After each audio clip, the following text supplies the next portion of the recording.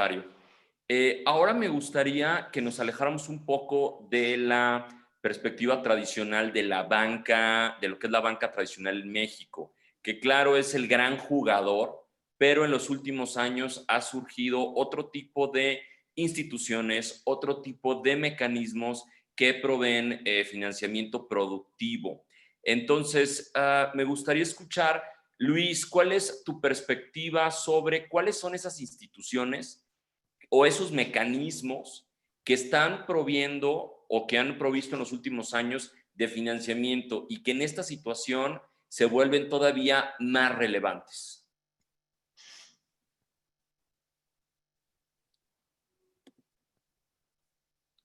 No sé si nos escuchas, Luis. Ya, perdóname, ya aquí los No, no, tengo. no, adelante, por Sí, favor. claro que sí. Bueno, mira, como bien dices, Carlos, la verdad es de que no deberíamos de tener categorizado como aquella institución que nos da crédito solamente a los bancos. El gremio que te da hoy en día créditos es muy amplio. No solamente el tema bancario, porque son los que más conocemos, porque como bien decía Eduardo, están a veces en cada esquina las sucursales, pero fuera de eso también existen SOFOMES.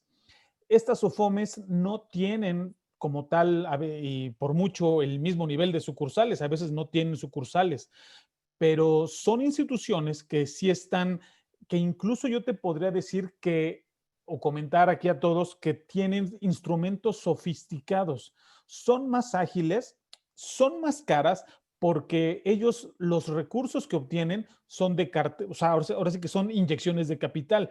Muchas veces los bancos, pues evidentemente van y emiten y eso les hace tener recursos más baratos. La SOFOM podría ser la segunda instancia donde podríamos estar accediendo con recursos que sí son más caros, pero tienes una certidumbre mucho más ágil, mucho más rápida y hay instrumentos que son incluso hasta más flexibles que las de los bancos, ¿no? Esa yo diría que sería una segunda ventana.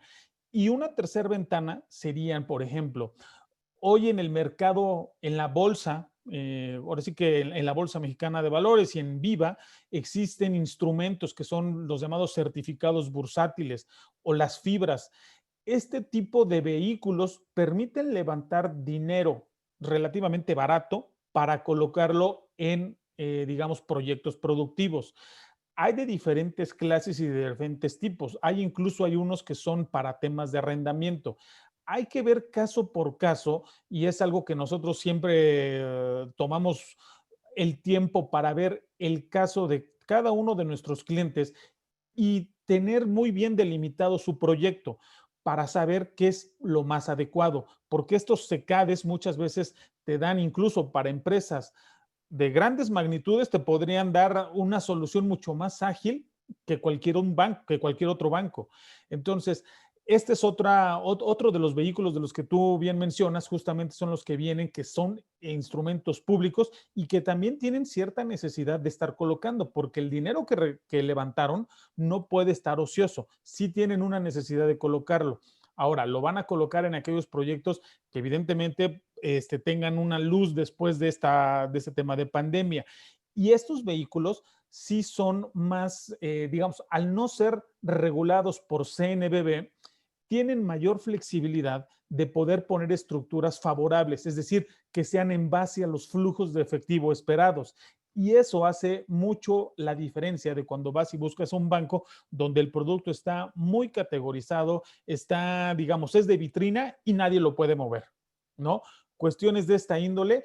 Y bueno, ya como una última cuarta ventana que también existe, pero hay que ver cómo pudiéramos llegar a esos, son justamente algunos, digamos, fondos de bancos de desarrollo.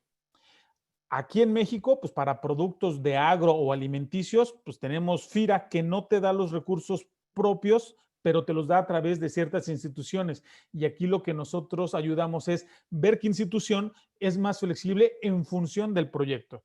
Por eso, al final, si hay aquí cuatro grandes ventanas de dónde obtener los recursos, no se debe de perder la esencia de analizar el proyecto per se para saber a qué ventanilla acudir.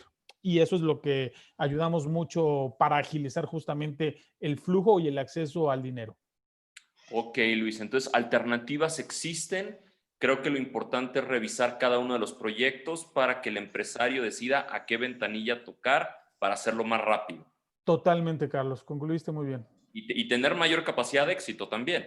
Exactamente, visión de cierre, ¿no? Que es la que muchas veces te mata porque puedes estar esperando y a cuántos no nos ha pasado, estás esperando del banco la respuesta, pasan 6 meses y todavía no te dicen nada, ¿no? Ok, perfecto, Luis. Eduardo, a mí me gustó mucho el análisis que hizo Luis sobre dividirlo en ventanillas. No sé si sobre sobre esta misma perspectiva nos puedas aportar algunas otras o dar tu visión sobre cuál de estas ventanillas pueden ser las que mejor están funcionando. Gracias, Carlos.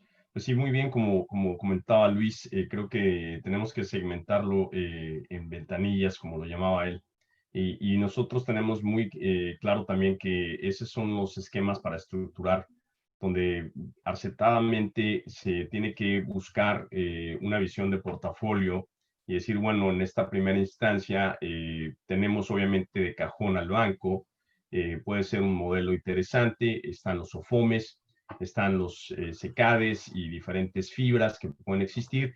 Y yo diría que aunado a eso, uno de los segmentos que no es diferente, pero sí está estructurado el día de hoy de una manera, digamos, única, son las famosas fintechs y las diferentes alternativas de tecnológicas financieras que están surgiendo cada vez más en México y Latinoamérica. El último análisis que vimos, existen alrededor de 5,000 a nivel regional, donde, como también indicaba Luis, no están supeditados a inclusive mercados regionales o más bien nacionales, sino que pueden invertir en diferentes lugares. Lo estamos viendo en México, un sinnúmero de jugadores chilenos, brasileños, que están llegando con alternativas de banca digital que al no tener un costo fijo operativo, como bien indicaba Luis, de tener pues una sucursal que es un pasivo que realmente el día de hoy no brinda realmente un flujo de caja, porque la mayoría de la gente no está yendo al banco,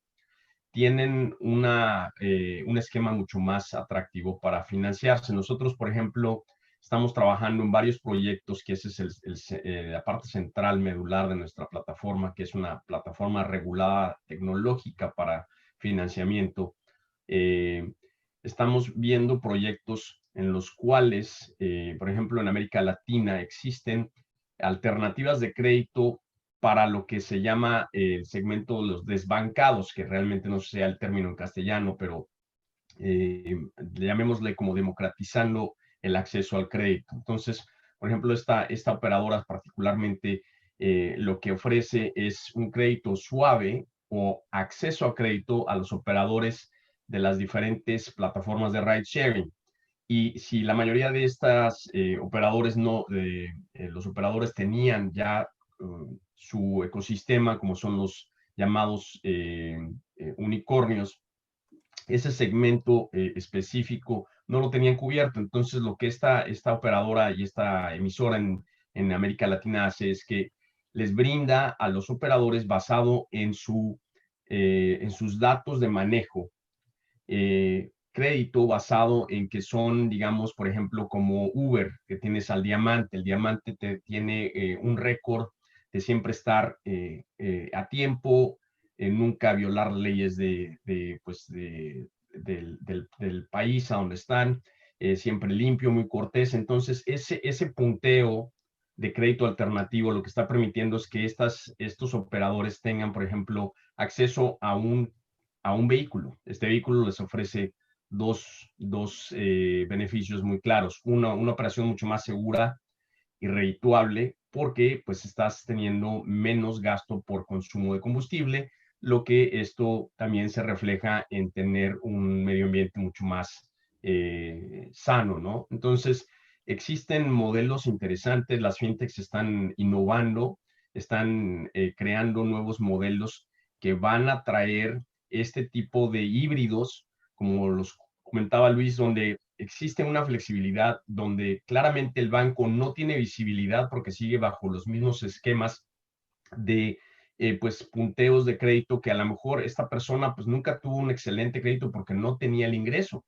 pero el día de hoy, si es un operador que tiene 3 veces el ingreso mínimo, ¿por qué no brindarle una rampa de entrada a su crédito, ¿no? Entonces, eventualmente yo creo que aquí lo que tenemos que pensar es cómo utilizamos las tecnologías, cómo innovamos y cómo podemos agregar datos que nos brinden valor, porque pues claramente una persona que no está informal no tiene ese acceso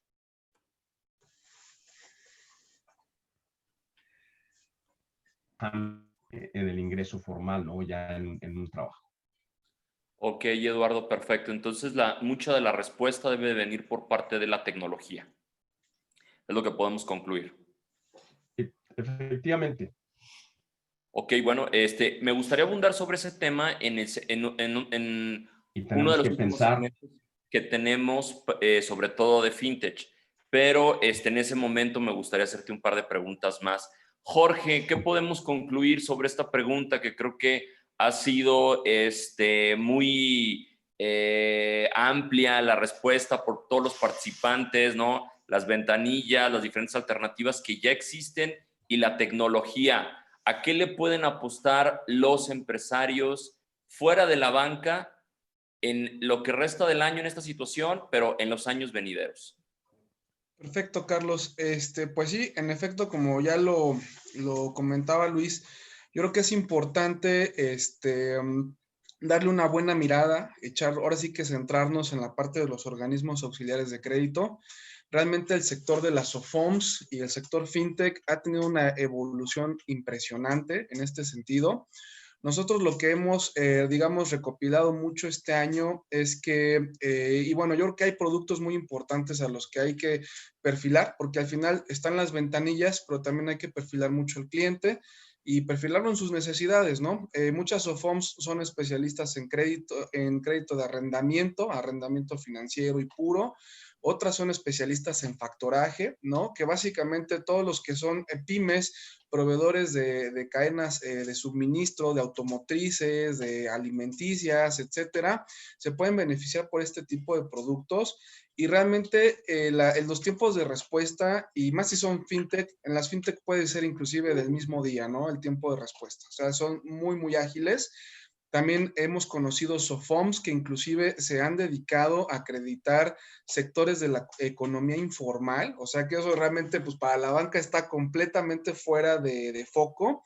Pues hay SOFOMs que están dispuestos y que analizan temas de economía informal, ¿no? Entonces, yo creo que hay que voltear muy fuerte a ver el trabajo de las SOFOMs. En efecto, pues sí son bastante más costosas que un banco, pues por todo su costo de capital, ¿no? Todo lo que es su tasa pasiva y bueno, pues su margen financiero también es un poquito más reducido, pero son bastante ágiles, la verdad que sí, y muy flexibles en los análisis. No te votan nada más porque tengas ahí algún detalle en el buró de crédito, sino que realmente se preocupan por ver cuál es la situación, cómo se va a resolver, etcétera, ¿no? Ahora, eso para el sector pyme. Para un sector que a lo mejor estuviera más en empresas medianas para arriba, es importante voltear a ver los capitales de riesgo, ¿no? Los fondos privados y los fondos extranjeros, inclusive SECADES y este tipo de instrumentos bursátiles, que al final, digamos, ¿cuál es la barrera que le impide a un pyme poder acceder a este tipo de recursos? Pues es que básicamente este tipo de instrumentos te piden que haya una formación administrativa mucho más robusta que la que puede tener un pyme regular, ¿no? Hablando de, muchas veces ya piden gobiernos corporativos, ¿no? Donde haya toda una estructura, donde haya procesos, donde haya manuales de operación, donde haya certificaciones, etcétera. Que a lo mejor pudiéramos ahondar después en ese tipo de comentarios, pero sí es importante saber el perfil de la empresa y de acuerdo a su perfil, realmente cuáles son sus capacidades y sus expectativas de poderse acreditar, de poder obtener recursos. Y esto va a seguir para el próximo año segurísimo, porque no creo que la banca reaccione tan rápido como el segmento de las SOFOMs, definitivamente. Ok, Jorge.